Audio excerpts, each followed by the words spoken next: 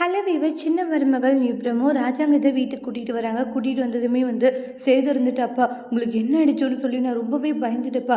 அப்பா உங்களுக்கு ஒன்றும் இல்லை தானேப்பா அப்படின்ட்டு ரொம்பவே ஃபீல் ஆகுறாங்க. சேது என்னையா சின்ன குழந்தை மாதிரி அழுதுட்டு இருக்க? ஐயோ அண்ணன், அவன் அப்பத்துலேருந்து அழுதுகிட்டு தான் இருக்க சேது, அதெல்லாம் ஒன்றும் இல்லையா, நீ என்னை நினச்சி பயப்படாதன்றாங்க.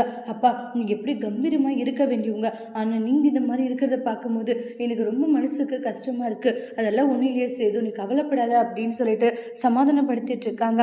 அப்பாவுக்கு என்ன ஆயிடுச்சு சொல்லு, செத்த போயிட்டேன். இல்லை இல்லை நல்லா தானே இருக்கப்பா, உங்கள் வாயெல்லாம் அப்படி ஒரு வார்த்தையை சொல்லாதேங்கப்பான்றாங்க. சேது மனுஷனா பிறந்தா என்னைக்கா இருந்தாலே போக வேண்டியதுதான்ப்பா, கடைசி வரைக்கும் இருப்பாங்கன்னு நினச்சா அது எல்லாமே தப்பு. இன்னைக்கு இருக்கிறவங்க நாளைக்கு இல்லை அப்படின்ற மாதிரி எல்லாம் சொல்லிட்டு இருக்காங்க. அப்பா உங்களுக்கு எந்த பிரச்சனையும் ஆகாதுப்பா, உங்களை இந்த நிலைமைக்கு ஆளாக்கணும்னு சும்மா விட மாட்டேப்பா.